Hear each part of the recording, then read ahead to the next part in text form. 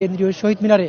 এই আন্দোলনের ডাক দেন সারা দেশের যে এমপিওভুক্ত শিক্ষক রয়েছেন, অর্থাৎ তাদের মধ্যে প্রায় 6 লক্ষাধিক শিক্ষক কর্মচারী রয়েছেন। তারা কিন্তু কেন্দ্রীয় শহীদ মিনারে এসে অবস্থান নেন। তারপর থেকে কিন্তু তারা কখনো প্রেস ক্লাবে, কখনো শাহবাগ মুখী তারা আন্দোলন করেছেন এবং সেখান থেকে আমরা দেখেছি যে সচিবালয় অভিমুখে এবং যমুনার দিকেও কিন্তু তারা আন্দোলনের করে প্রধান উপদেষ্টার বাসভবন কেন্দ্রিক তারা যাচ্ছিলেন। সেখান থেকে কিন্তু আইন শৃঙ্খলা বাহিনী তাদেরকে বাধা দিয়েছেন এবং সেখান থেকে ফিরিয়ে দিয়েছেন। এই মুহূর্তে কিন্তু তারা কিন্তু আমরণ অনশন কর্মসূচি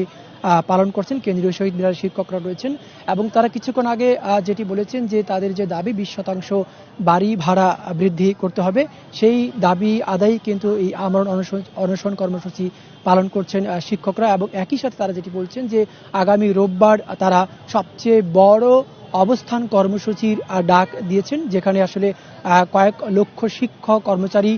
ঢাকায় আসবেন, অর্থাৎ কেন্দ্রীয় শহীদ মিনারে এসে তারা সমবেত হবেন এবং এখান থেকে কিন্তু তারা কর্মসূচিগুলি তারা ঘোষণা করবেন এবং আগামীকাল কিন্তু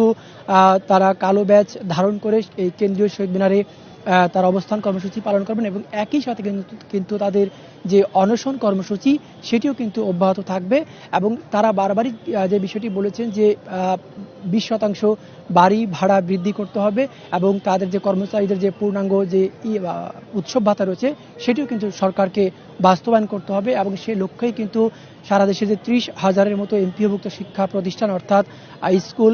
মাদ্রাসার এবং কলেজের শিক্ষকরা রয়েছেন, তারা কিন্তু তাদের যে ন্যায্য দাবি সেই দাবি আদায়ের লক্ষ্যেই কিন্তু কেন্দ্রীয় শহীদ মিনারে গত 12 অক্টোবর থেকে তারা এই অবস্থান কর্মসূচি পালন করছেন এবং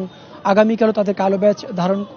করে তারা যে একটা পতাকা মিছিল করবেন এবং রোববার দিন কিন্তু শিক্ষকদের বিশাল একটি জমায়েত করার ঘোষণা দিয়েছেন এমপিওভুক্ত শিক্ষকরা। এই ছিল আমার কাছে কেন্দ্রীয় শহীদ মিনারে